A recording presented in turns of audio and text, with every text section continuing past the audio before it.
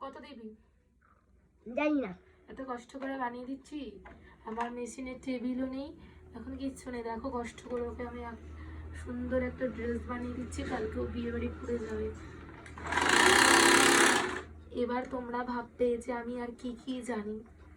তো আমি সেলাই জানি, কিন্তু কারো সেলাই নিই না, সব ড্রেস বানাতে পারি। এই ড্রেসটা বানানোর পর তোমাদের দেখাবো। তো এখন রেডি হচ্ছে, কালকে রাত্রির থেকে রেডি করেছি। এটা একটা গ্রাউন্ড টাইপের বানাচ্ছি, মানে জানি না এখন কি হবে, বানাচ্ছি। কিন্তু এই ড্রেসটা এতটা সুন্দর হচ্ছে, আমার খুব পছন্দ হয়েছে। যে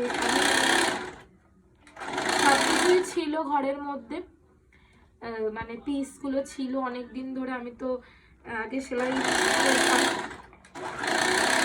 এই নেটটাও অনেক দিন ধরে কেনা ছিল, তাও প্রায় 1 বছরের বাড়িতে ছিল। বাচ্চা মেয়ে কান্নাকাটি করছে, বিয়ে বাড়িতে কি পরবে, তাই আমি বানিয়ে দিলাম, দয়া করলাম। কিন্তু আমার খুব কষ্ট হচ্ছে, বুঝতেই পারছি। আমি এইভাবে সেলাই করছি, কিছু করার নেই। বাচ্চা মেয়ে কান্নাকাটি ছোট জমি বসানো কতটা টাপ, আমি এদিকে পায়ে করে মেশিনটা চালাচ্ছি। তুই কি বুঝবি আমার কষ্টটা, বল না কেউ বুঝবে বল? তো ড্রেসটা একটু দেখিয়ে দে। দেখো ব্লাউজটা হয়েছে,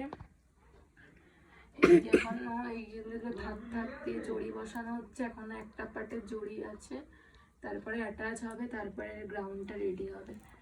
গ্রাউন্ডটা খুব সুন্দরই হচ্ছে। বন্ধ কর, বন্ধ কর।